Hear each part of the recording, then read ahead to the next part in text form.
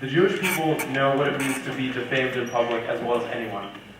And because of that, as a Jew, I felt that it was my moral responsibility to stand up for the MSA.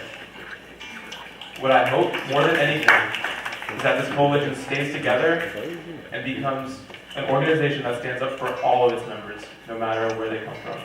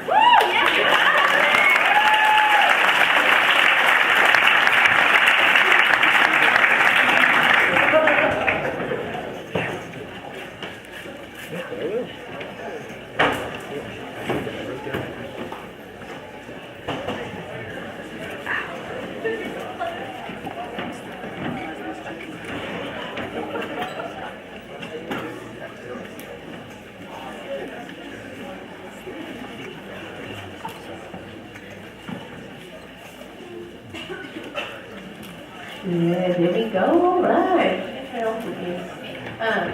So My bad. All right. we have some questions from you all as the community and as the audience, and so I'm going to ask the first one, and whoever feels like comfortable responding, I will hand you the mic, and then you respond. That's it. Yes. All right. The first question is from an anonymous audience member. Have you heard or read anything from Horowitz? If so, what specific quote or opinion expressed is hateful? All right, cool. What?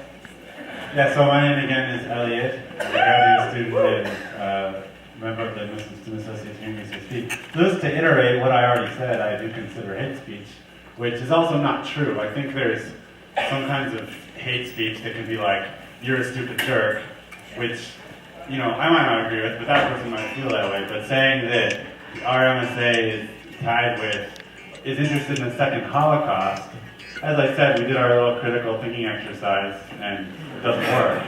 And that's good, we know this as college students. And my students who are here for an Islam modernity class, it's good if you're critical thinkers like that and you understand it, it'll help you do well on your final. So, I'm very pleased, spread the word.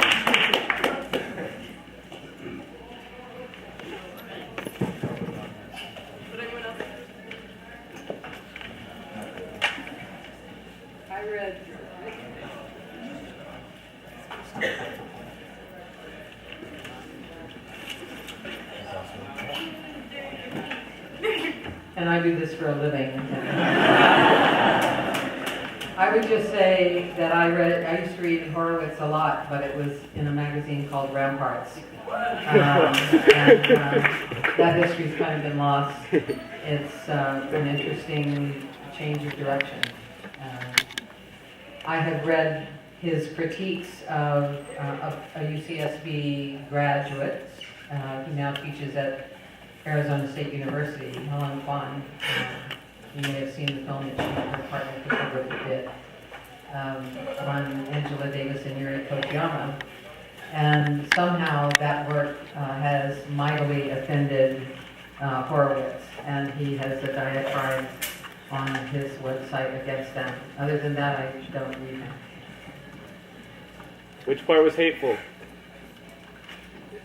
Which part was hateful? That was the second part of the question. That part is hateful. Got it. Good. Anybody else like to respond?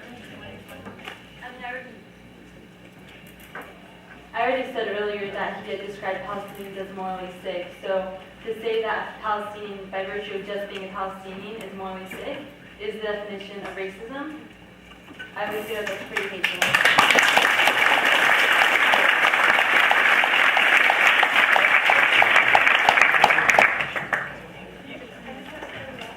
So this question is directed to Paul Amar, and the question reads, can you talk a little bit about your experiences with teach-ins what are teach-ins, and I'm actually going to broaden this question to everyone after Paul speaks, to actually just discuss your experience with organizing that you have found most effective. Comment on that. Yeah, what I was referring to was, in New York City after the attacks on the World Trade Center, just, investing as much time as possible in trying to help students and other organizations just provide different stories to tell and things to think about when we were already being overwhelmed by so many narrow and frightening frameworks to think about those events. So teach-ins just mean kind of collaborative, conversational type things similar to what we're doing here, and that some people will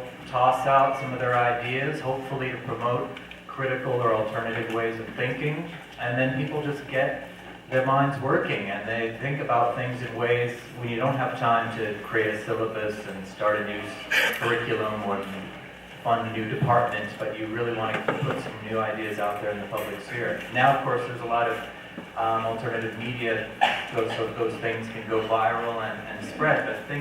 But still, teach-ins where you just bring people together on an ad hoc, spur-of-the-moment basis and launch new ideas and create new coalitions is always something to do whenever that crisis mentality seizes and restricts your ability to think critically and openly.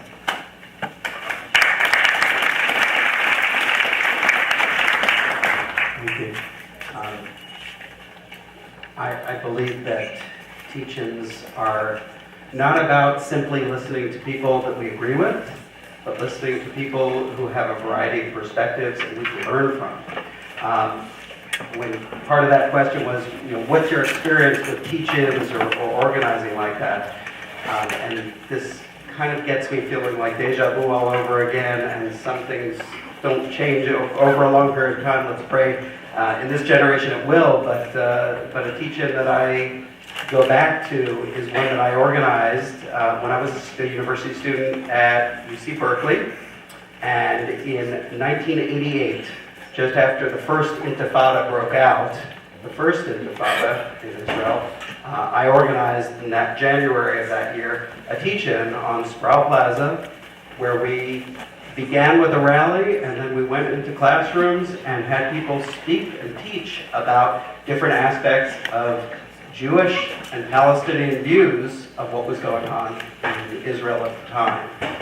And the world has changed since then, but in some ways, things don't change so quickly. So I hope that this group will help to move some of that dialogue forward so that in my lifetime and yours, we will see peace in Israel and Palestine.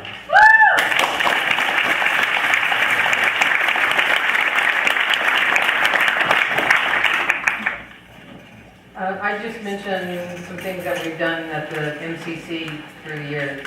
I saw Zavini on Market a little while ago. I think she's probably gone home right now. But I agree with what's been described, and I think one of the things that you have to remember is that you can have teach-ins every day in some of your classrooms. If you're not having exchanges there, that's a shame. Students organized spontaneously on September 11th, and we came to the MCC and had a dialogue about how people felt about it. A lot of people, it was the same day, so a lot of people were frightened. But we also did it in '92 after the Rodney King verdict came down, which you may remember or may know about. I doubt most of you remember it, but there was an explosive moment in which, particularly between Asian American and Black students whose communities were very much in conflict at that moment, sit down and talk to one another. And I just want to mention that because, as Rabbi Goodman said, Hillel is a safe space for everybody to come and talk. The MCC is another one, and I think it's one where there are the possibilities and the realities of teach-ins all the time.